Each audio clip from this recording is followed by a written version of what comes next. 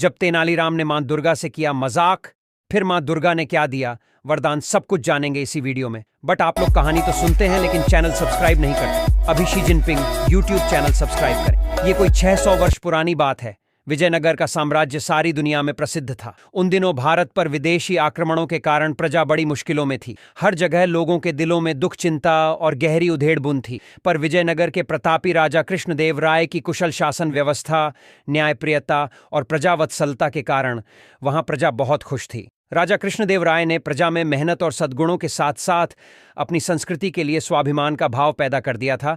इसलिए विजयनगर की ओर देखने की हिम्मत किसी विदेशी आक्रांता की नहीं थी। विदेशी आक्रमणों की आंधी के आगे विजयनगर एक मजबूत चट्टान की तरह खड़ा था। साथ ही वहां लोग साहित्य और कलाओं से प्रेम करने वाले तथा परिहास प्रिय थे। उन्हीं दिनों की बात है।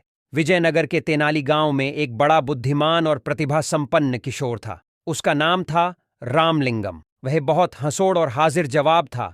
उसकी हास्यपूर्ण बातें और मजाक तेनाली गांव के लोगों को खूब आनंदित करते थे। रामलिंगम खुद ज्यादा हंसता नहीं था, पर धीरे से कोई ऐसी चतुराई की बात कहता कि सुनने वाले हंसते हंसते लोटपोट हो जाते। उसकी बातों में छिपा हुआ व्यंग्य और बड़ी सूझबूझ होती, इसलिए वह जिसका मजाक उड़ाता वह शख्स भी द्वेष भूलकर औरों के साथ खिलखिलाकर हंसने लगता था। यहां तक कि अक्सर राह चलते लोग भी रामलिंगम की कोई चतुराई की बात सुनकर हंसते हंसते लोटपोट हो जाते। अब तो गांव के लोग कहने लगे थे, बड़ा अद्भुत है ये बालक, हमें तो लगता है कि यह रोते हुए लोगों को भी हंसा सकता है। रामलिंगम कहता, पता नहीं रोते हुए लोगों को हंसा सकता हूं कि नहीं, पर सोते हुए लोगों को जरूर जगा सकता हूं। सुनकर आसपास खड़े लोग ठहाका लगाकर हंसने लगे। यहां तक कि तेनाली गांव में जो लोग बाहर से आते, उन्हें भी गांव के लोग रामलिंगम के अजब अजब किस्से और कारनामे सुनाया करते थे। सुनकर वे भी खिलखिलाकर हंसने लगते थे और कहते, तब तो यह रामलिंगम सचमुच अद्भुत है, हमें तो लगता है कि यह पत्थरों को भी हंसा सकता है। गांव के एक बुजुर्ग ने कहा, भाई हमें तो लगता है कि यह घूमने के लिए पास के जंगल में जाता है तो वहां के पेड़ पौधे और फूल पत्ते भी इसे देखकर जरूर हंस पड़ते होंगे। एक बार की बात है, रामलिंगम जंगल में घूमता हुआ मां दुर्गा के एक प्राचीन मंदिर में गया। उस मंदिर की मान्यता थी और दूर दूर से लोग वहां मां दुर्गा का दर्शन करने आया करते थे। रामलिंगम भीतर गया तो मां दुर्गा की अद्भुत मूर्ति देखकर मुग्ध रह गया। मां के मुखमंडल से प्रकाश फूट रहा था। रामलिंगम की मानो समाधि लग गई। फिर उसने दुर्गा माता को प्रणाम किया और चलने लगा। तभी अचानक उसके मन में एक बात अटक गई।